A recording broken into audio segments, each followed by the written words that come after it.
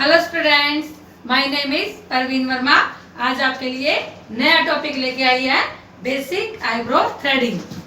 Threading के बारे में तो आपने सुना होगा कि थ्रेडिंग क्या होती है, कहाँ होती है और कैसे करनी चाहिए। भारतीय नारी का और ये शौक भी है, हर नारी चाहती है कि उसका फेस सुंदर दिखे। सुंदर तभी दिखता है जब हम इसकी केयर करते हैं।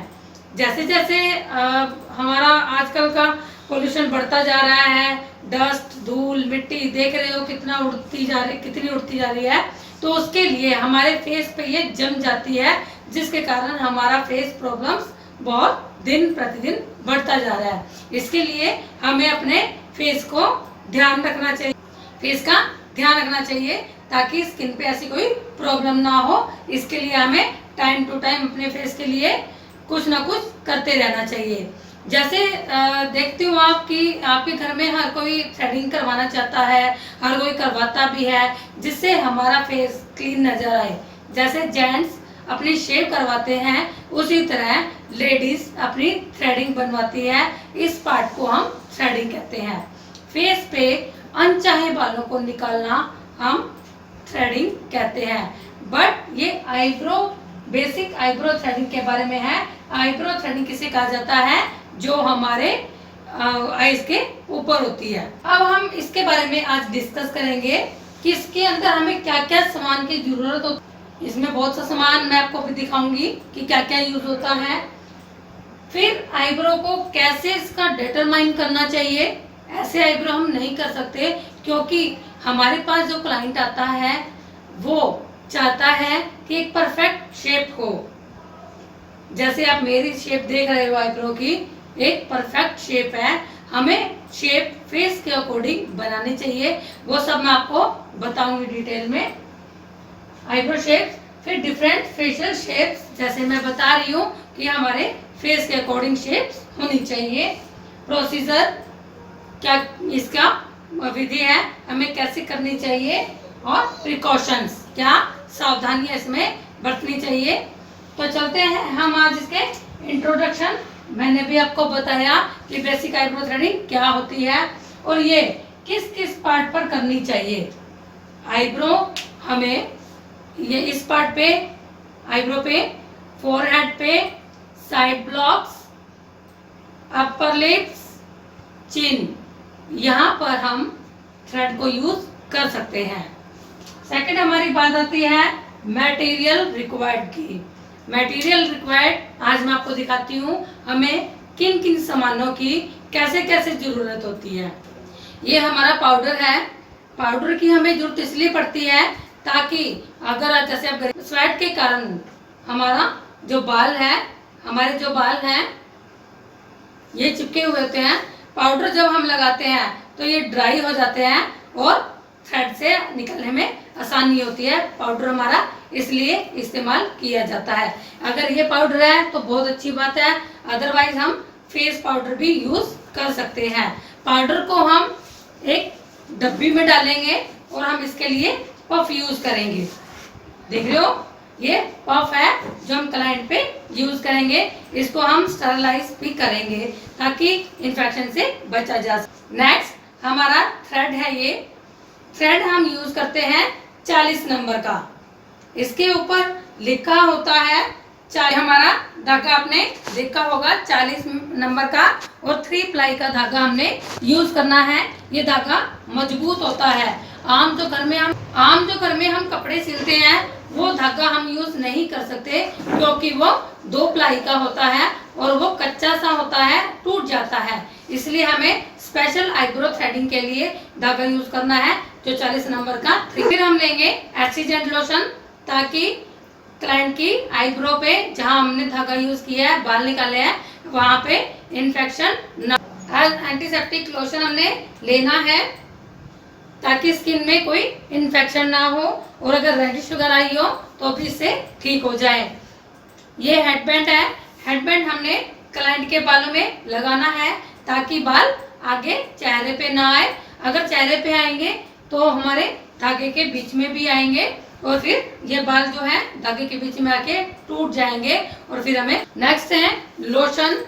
अगर हमारे पास क्रीम है तो क्रीम भी लगा सकते हो, अदरवाइज आप लोशन भी लगा सकते हो। ये हमारी क्रीम है। हम इसके बाद थ्रेडिंग करने के बाद क्रीम का यूज करेंगे। ये ट्वीजर है जिसे हम प्लक्कर भी बोलते हैं। इसको अगर एक आधा बाल रह गया है तो हम इसके द्वारा निकालेंगे। और ये मिरर है। मिरर हम इसलिए लेंगे ताकि क्लाइंट को दिखा के हम उसे सेटिस्फाइड कर दें। तो ये हमारा कुछ समान रिक्वायरमेंट था जिसकी हमें आईब्रो में जरूरत होती है। क्लियर पॉइंट मटेरियल रिक्वायर्ड्स की। नेक्स्ट है डिटरमाइन आईब्रो विड्थ। हमें इसके लिए जैसे देखो जो एक्सपर्ट होगा उसको तो जरूरत नहीं होगी। अगर हम सीख रहे हैं थ्रेडिंग बनाना तो उसके लिए डिटरमाइन करना होगा। सपोज करो कि एक पेन है, ये इस तरह से पेन को घुमाना होगा, ऐसे नाक के ऊपर रखकर सेंटर में हम आईब्रो के बीच में रखेंगे और पेंसिल को इस तरह से घुमाएंगे ऐसे, और यहाँ पे आके एंड पॉइंट पर हम इसको क्लियर करेंगे। इससे हमारे को इसकी चौड़ाई पता चल जाती है। दूसरी बात, हमें इसके लिए क्लाइंट का विशेष ध्यान रखना चाहिए। मैं आपको कुछ पिक्चर्स के द्वारा इसमें दिखाऊंगी, उसमें बिल्कुल क्लियर पॉइंट्स मैं करूंगी आपका कि उसमें कैसे विड्थ करते हैं। नेक्स्ट है हमारी आईब्रो शेप्स। मैं इसमें आपको पिक्चर के द्वारा दिखाऊंगी आईब्रो शेप्स। मैंने यहाँ पे ये पिक्चर्स आपको शो की हुई है। आईब्रो शेप्स हैं, ये देखो मैंने पिक्चर में आपको दिखाई भी हुई है डिफरेंट तरह की शेप्स। ये पहली शेप कैसी है, थोड़ा सा ऊपर जा रही है, ये थोड़ा सा राउंड में है, पीछे से पतली है, ये थोड़ी सी चौड़ी है, अर्थ लिए हुए है, ये थोड़ा सा राउंड में है, ये थोड़ा सा ऊपर जा रही है, ये भी चौड़ी आईब्रो है और कैसी शेप में है, ये बिल्कुल लंबी और एग्जैक्ट है, और ये देखियो डिफरेंट शेप है। तो इस तरह से आपको पता चल रहा होगा। दूसरा मैंने आपको बताया डिफरेंट फेशियल शेप। अब ये डिफरेंट फेशियल शेप भी आपको दी हुई है, उसी के अकॉर्डिंग ये थ्रेडिंग दी हुई है, शेप्स बनाई हुई है। देखो ओवल शेप में हमें कैसे थ्रेडिंग बनानी चाहिए, लॉन्ग में किस तरह से, हार्ट में किस तरह से, राउंड में, स्क्वायर में, डायमंड में, ये सब तरह की मैंने आपको शेप्स इस पिक्चर में दिखाई हुई है, और मैं दूसरे पिक्चर में भी आपको क्लियर करूँगी आपके पॉइंट्स। फिर मैंने ये शेप्स दी हुई है बिल्कुल ब्रॉड में, आप देख रहे हो कि स्ट्रेट बिल्कुल सीधी आईब्रो शेप, ये बिल्कुल सीधी है, देख रहे हो आप। ये थोड़ी सी कर्व की हुई है, कर्व देखो इसमें भी आपको नज़र आ रही है थोड़ी सी इस तरह से, ये राउंड में, ये राउंड में, ये वाली, इसको हम कर्व बोलते हैं थोड़ी सी, यानी कि इस तरह से बनाई हुई है कर्व। फिर है ये सॉफ्ट टच, हल्का सा सॉफ्टनेस दिया हुआ है इसके अंदर। फिर हाई अर्थ यानी कि थोड़ा सा हाई लेवल पे दिया हुआ है। फिर है एस शेप, यानी कि एस शेप में थोड़ी सी आईब्रो शेप दी हुई है। फिर है अपवर्ड, थोड़ी सी ऊपर उठी पीछे से आईब्रो। तो इस तरह से आप देख रहे होंगे, ये मैंने आपको डिफरेंट कलर की शेप्स बताई हैं। इसी के अकॉर्डिंग हमने हाथ अपना चलाना है और उसी तरह धागे से निकालना है। मैं आपको धागा चलाना बताऊंगी, कैसे चलाते हैं, कैसे लूप बनाते हैं इसकी। फिर आता है हमारा प्रोसीजर। हमारा आईब्रो शेप्स क्लियर हो गया है, डिफरेंट फेशियल शेप्स हमारा क्लियर हो गया है। प्रोसीजर की बारी आती है। प्रोसीजर में हम क्लाइंट को आरामदायक अवस्था में बिठाएंगे, उसे ड्रेप करेंगे, हेडबैंड लगाएंगे। हेडबैंड लगाने के बाद हम आईब्रो पर पाउडर लगाएंगे। उसके बाद हम धागा लेंगे। धागा देखो मैं आपको बताती हूँ कैसे लेना है। धागा 11 इंच का, 11 इंच से लंबा नहीं होना चाहिए, ना ही छोटा होना चाहिए। तो हमने इस तरह से ये धागा लेना है। इसको मैं आपको दो तरीके से बताऊंगी, एक जो हम क्लाइंट पर करते हैं और दूसरा जो हम अपने आप भी कर सकते हैं।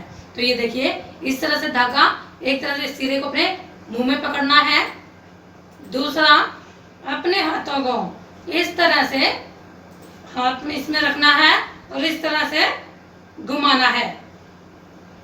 बता देती हूँ मैं अभी आपको।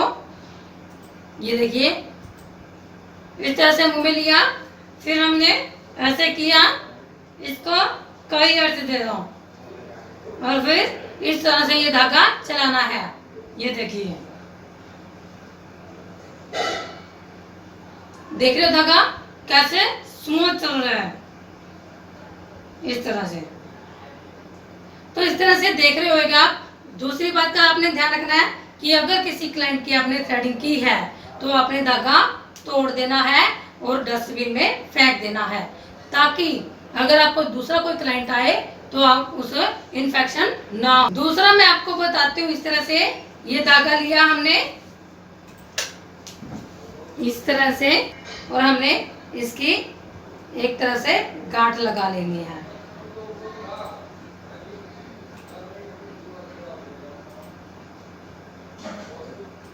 ठीक है, हो गया।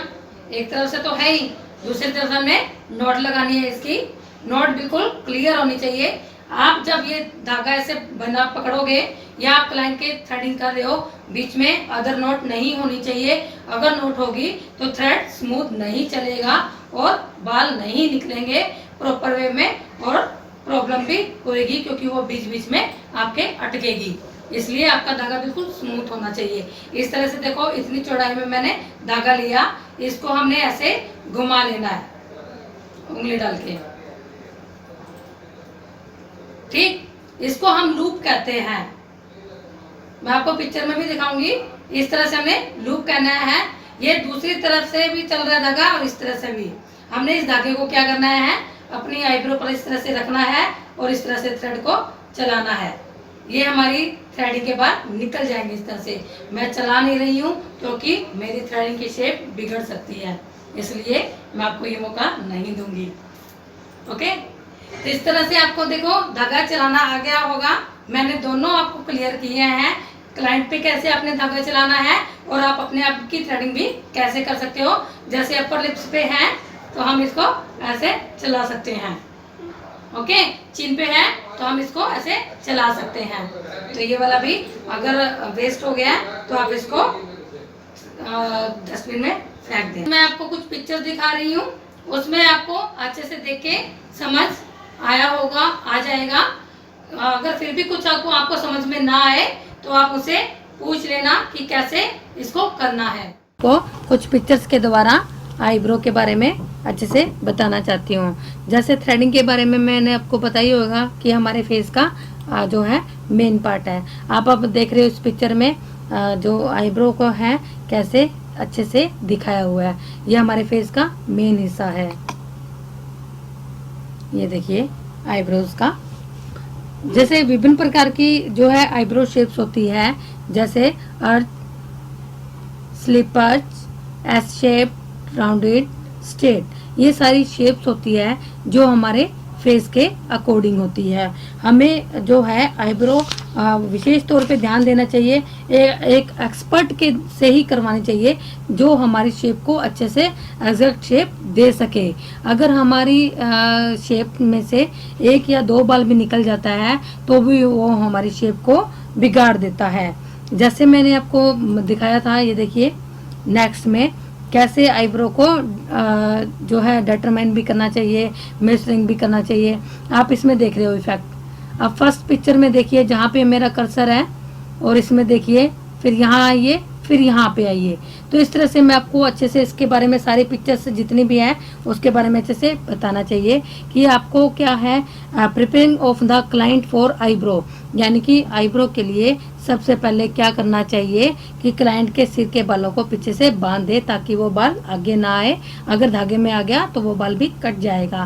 क्लाइंट का मेकअप रिमूव करें, थ्रेडिंग से पहले क्रीम न लगाएं, साफ और नया थ्रेड लें। थ्रेड भी हमारे स्किन को हाइजीन करता है, इसका भी विशेष ध्यान रखना चाहिए। अगर हमने धागे को नहीं तोड़ते और दूसरे क्लाइंट पे भी वो यूज कर लेते हैं तो इन्फेक्शन होने के चांस रहते हैं। फिर है डिटरमाइन, ये आप देखिए स्किन का डिटरमाइन मेजरिंग जैसे इसमें दिखाया गया है। इसके बारे में मैं अच्छे से आपको बता रही हूँ कि आईब्रो को चौड़ाई को जानने के लिए, आईब्रो की चौड़ाई को जानने के लिए क्या करना है, ऑरेंज स्टिक का यूज इस्तेमाल आप कर सकते हैं। ऑरेंज स्टिक को नाक पर रखें और ऑरेंज स्टिक से एक कोने को आंख के भीतरी किनारे पर रखें।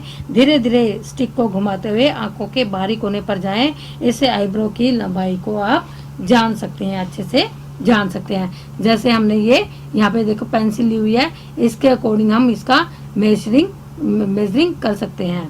ठीक है, फिर प्रत्येक वेरियस आईब्रो शेप्स क्या होती है कि प्रत्येक व्यक्ति की आईब्रो की शेप अलग अलग होती है। आईब्रो को सही शेप देने से पहले इनके बारे में जान लेना आवश्यक है कि पहले वाली शेप कैसी है और इनको हमने कैसी शेप देनी है, हमने कहाँ से बाल निकालने हैं। तो क्लाइंट के फेस पर सूट करती हुई आईब्रो शेप आपने बनानी है कि फेस पर कैसी शेप अच्छी लगेगी। फिर आईब्रो के बारे में कुछ ये देखो शेप दी हुई है, जैसे straight, upward, soft arch, medium arch, high arch, इस तरह की आईब्रोज होती है जो आपको अच्छे से जैसे फेस के अकॉर्डिंग बनानी होती है। फिर आईब्रो शेपिंग के लिए क्या करना है, एक अच्छी आईब्रो शेप के द्वारा आंखों को सुंदर और जो है सुंदर दिखाया जा सकता है। आंखों चेहरे का एक मुख्य भाग होता है, इसलिए चेहरे को सुंदर दिखाने के लिए परफेक्ट आईब्रो शेप बनानी आनी चाहिए। परफेक्ट आईब्रो शेप के लिए क्लाइंट की इच्छा पूर्ति के साथ साथ आईब्रो शेप की तकनीक को भी ध्यान में रखें। आईब्रो शेप बनाने के लिए कुछ निम्न बातें होती है। क्या है, क्लाइंट की फेस शेप, आईज के बीच का स्पेस, जैसे ये देखिए पहले मेरे पिक्चर दिखा रही हूँ, इसके और उसके बीच में कितना डिस्टेंस है, यहाँ पे बहुत डिस्टेंस है, यहाँ पे इनकी देखिए। तो इस तरह से आप ये इस पिक्चर में देखिए, इस तरह से आपने वो भी डिस्टेंस देखना है, ज़्यादा गैप नहीं करना। आईब्रो की स्थिति कैसी है, बिगड़ी हुई है या अच्छी है, ये कैसी है, तो आपने इम्प्रूवमेंट करनी है उसमें। क्लाइंट कैसी शेप चाहता है, मोटी रखवाना चाहता है, पतली है, अर्च कैसे रखवाना चाहता है, तो आपने इसका भी ध्यान रखना है। और क्लाइंट की एज के अकॉर्डिंग, ये ना हो कि 50-40 की एज में कोई लेडीज है और आपने बिल्कुल पेंसिल जैसी शेप दिया तो वो भद्दी लगती है।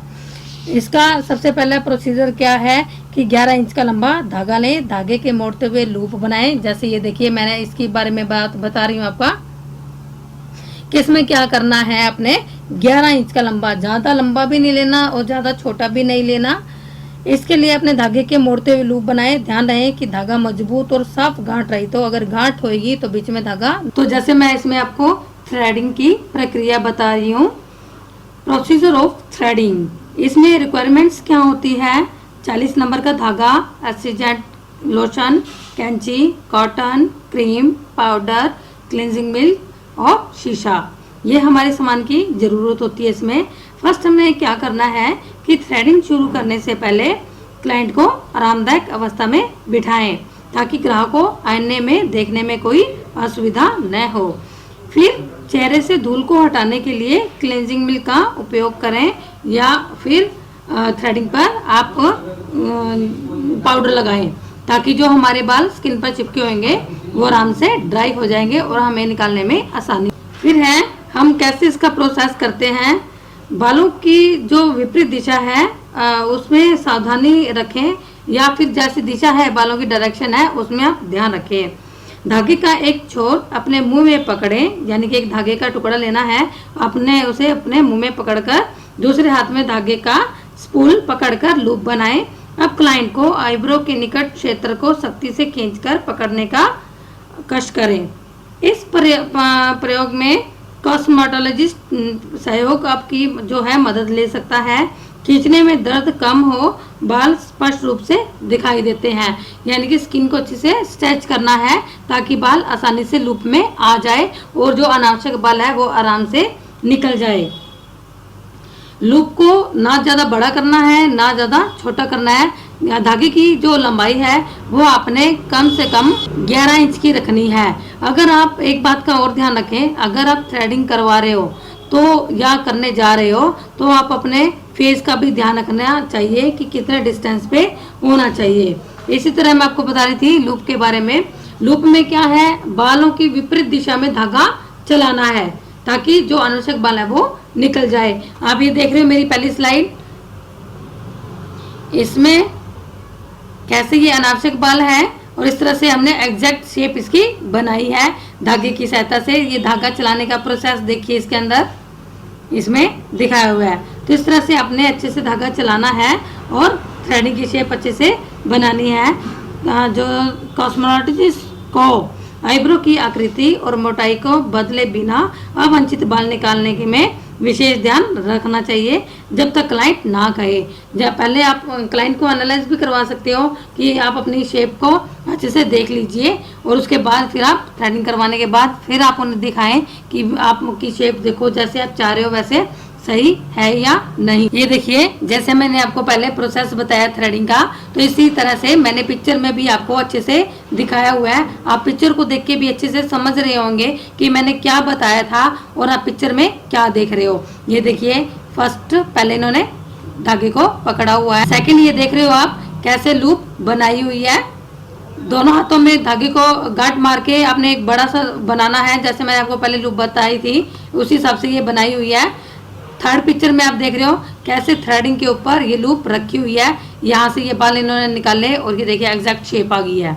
ये देखिए बिल्कुल नज़दीक से आप इसको देख सकते हो। हमें जब थ्रेडिंग बनानी है तो स्ट्रेच अच्छे से करनी है। अगर स्ट्रेच नहीं करोगे तो स्किन में हमारे कट लग सकते हैं, धागे में आ सकती है, और ज़्यादा कट लग गए तो खून भी आ सकते हैं और फिर बाद में प्रॉब्लम्स भी होंगी। तो इस तरह से आपने इस चीज़ का ध्यान रखना है। ये देखिए फेशियल शेप के हिसाब से थ्रेडिंग शेप दी हुई है, तो हमें ये भी ध्यान रखना है जैसे हमारे क्लाइंट की फेशियल शेप होगी उसी के अकॉर्डिंग हमने थ्रेडिंग की शेप रखनी है। आपने देखी होगी कैसे मैंने आपको वीडियो में पिक्चर्स दिखाई है, उसे आपका जो पॉइंट्स है यहाँ पे क्लियर हो गया होगा कि कैसे कैसे मैंने आपको इसमें दिखाया हुआ है। नेक्स्ट बात आती है प्रिकॉशंस की। प्रोसीजर मैंने आपको वैसे भी धागे से करके दिखा दिया और मैंने पिक्चर में भी आपको बताया हुआ है। तो हम नेक्स्ट चलते हैं प्रिकॉशंस पे। प्रिकॉशंस हमें क्या लेना चाहिए, क्या करना चाहिए। देखो इसके लिए अब क्लाइंट हमारे पास आता है, कई बार क्या होता है कि क्लाइंट हमें कहता है कि हमें यहाँ से बाल निकाल दो, यहाँ से निकाल दो, ये थोड़ा सा रह गया है, ये रह गया, दो रह गया। इस तरह से हमें देखना है कि इसकी एग्जैक्ट शेप क्या बनती है। अगर हम क्लाइंट के में कहने पे अगर ऐसा करते हैं तो हो सकता है वो अपने सेटिस्फाइड के लिए ये बात कहते हों, और हमें अपने आप भी क्लियर करना है कि अगर आप ये बाल निकालोगे तो ये ऐसे हो जाएगी, थ्रेडिंग पतली हो जाएगी या मोटी हो जाएगी, जैसे भी आपको परफेक्ट शेप लगती है उसके अकॉर्डिंग आप अपने व्यू उनको दे सकते हो। तो इसलिए थोड़ा ध्यान रखना चाहिए क्लाइंट से कि कैसे वो परफेक्ट शेप चाहते हैं और हमें क्या उनको अगर अच्छे से करना है उनके लिए। फिर बारी आती है कि हमें थ्रेडिंग कैसे नहीं करनी चाहिए, क्या उसके लिए हमें क्या सावधानी यूज करनी चाहिए। जैसे अगर किसी की थ्रेडिंग में कट है, घाव है या वो चोट लगी हुई है तो हमें थ्रेडिंग नहीं करनी। नेक्स्ट, अगर किसी का हाई बीपी है तो उसको भी अपनी थ्रेडिंग नहीं करना है, क्योंकि कई बार ऐसा होता है अगर हम क्लाइंट पे कोई ट्रीटमेंट करते हैं तो क्लाइंट को घबराहट होने लग जाती है। ठीक, उसके बाद उसे चक्कर वगैरह आना या वोमिटिंग ऐसी कुछ प्रॉब्लम हो जाती है। इसलिए हमें हाई बीपी या बीपी कोई भी हो, हाई ब्लड प्रेशर जो भी हो, उसमें सिचुएशन में हमें थ्रेडिंग नहीं करनी। नेक्स्ट हमारी बारी आती है शुगर के जो मरीज हों। शुगर में भी देखो अगर कहीं कट घाव वगैरह लग जाते हैं तो क्या है उसको जल्दी से ठीक नहीं होते, तो उसका भी ध्यान रखना है। फिर हमारी बारी आती है अगर किसी क्लाइंट के कहीं पे थ्रेडिंग में कट वगैरह लग गया है तो उसे आप क्लियर करना कि अपनी तरफ से कि हमसे जैसे गलती हो गई है या फिर पेंसिल लगा के या किसी जैतून का तेल लगा के, इस तरह से हम उसको थोड़ा एडवाइस दे सकते हैं कि ऐसा आप कर सकते हो। अगर किसी की थ्रेडिंग की ग्रोथ कम है तो उसको आप बताएं कि कैसे उसको हम ग्रोथ कर सकते हैं। जैसे हम उसके लिए जैतून के तेल की मालिश कर सकते हैं, अरंडी का तेल होता है उसकी मालिश कर सकते हैं। स्पेशल भी इसके लिए क्रीम भी आता है जो हम इसके लिए ग्रोथ के लिए यूज कर सकते हैं। नेक्स्ट, अगर किसी की थ्रेडिंग में ज़्यादा कट लग गए हो, वैसे तो देखो अगर क्लाइंट हमारे पास आता है तो उसको इस तरह से स्ट्रेच करने के लिए कहिए। जैसे देखो मैं आपको बता रही हूँ, इस तरह से ऊपर और इस तरह से ये आंखों को नीचे से पकड़ना है और बिल्कुल टाइट कर लेना है, क्योंकि ये हमारे स्किन का आईलिड जो है, इस पार्ट को हम आईलिड बोलते हैं, ये हमारा पॉइंट आपको बिल्कुल लूज होता है पूरे फेस पे। इसलिए इस पार्ट को हमें बिल्कुल टाइट पकड़ना है ताकि ये धागे के बीच में ना आ जाए। अगर ये लूज हमारी स्किन अगर धागे के अंदर आ जाती है तो कट लग सकते हैं जो फिर बाद में देखने में भद्दे लगते हैं। तो उसके लिए भी स्किन को अब बेटर है कि पहले क्रीम मत लगाएं या तेल ना लगा होना चाहिए, या क्लाइंट ने कोई मेकअप किया हुआ है तो उसको थोड़ा रिमूव करें ताकि वो मतलब कि फिसले नहीं, इसके लिए। ठीक, फिर अगर किसी के क्लाइंट पे स्वेलिंग आ गई है आईब्रो पर स्वेलिंग आ गई है या दाने आए हैं, उसके लिए आपने क्या करना है, उस पर आइस क्यूब लगानी है, या मैंने आपको एसिडेंट लोशन दिखाया था, वो हम लोशन उस पर यूज कर सकते हैं। या फिर अगर ज़्यादा ही किसी को कुछ एलर्जी हो गई है तो आप उसे एलर्जी की टैबलेट दे सकते हैं। नेक्स्ट हमारी बारी आती है, जैसे थ्रेडिंग के लिए अगर मतलब कि कोई प्रॉब्लम और होती है, जैसे क्लाइंट जल्दी में है और कहते हैं थ्रेडिंग, क्योंकि जो थ्रेडिंग है वो बिल्कुल आराम से करने वाली चीज़ है, क्योंकि अगर हम इसको जल्दी में करेंगे तो हमारा कहीं से कट लग सकता है। और दूसरी बात, हमें अगर ये वाले आगे वाले बाल जो बड़े होते हैं उसके लिए हमें सीजर का इस्तेमाल करना है। मैं आपको सामान में दिखाना भूल गई थी, कैंची तो आपने सबने देखी होगी, जानते भी हो, तो वो कैंची से अपने बाल कट करने हैं जो बड़े हुए बाल हैं। तो इस तरह से थ्रेडिंग का जो आज बेसिक आईब्रो थ्रेडिंग है आपको अच्छे से समझ आई होगी, बहुत आसान है करनी। और ये हमारा जो अपॉर्चुनिटीज़ मैंने आपको वीडियो दिखाई थी उसके अंदर थ्रेडिंग का एक मेन हिस्सा है जो ब्यूटिशियन को आना चाहिए। थ्रेडिंग हर एक परफेक्ट लेडीज़ को आनी ही चाहिए, चाहे वो कोई लेडीज़ हो या जेंट्स हो। सैलून में ये हमारा बिल्कुल मुख्य भाग है, बेसिक आईब्रो थ्रेडिंग। ये टॉपिक यहीं पे हमारा खत्म होता है। नेक्स्ट हम फिर नेक्स्ट वीडियो में मिलेंगे, तो आज के लिए बाय।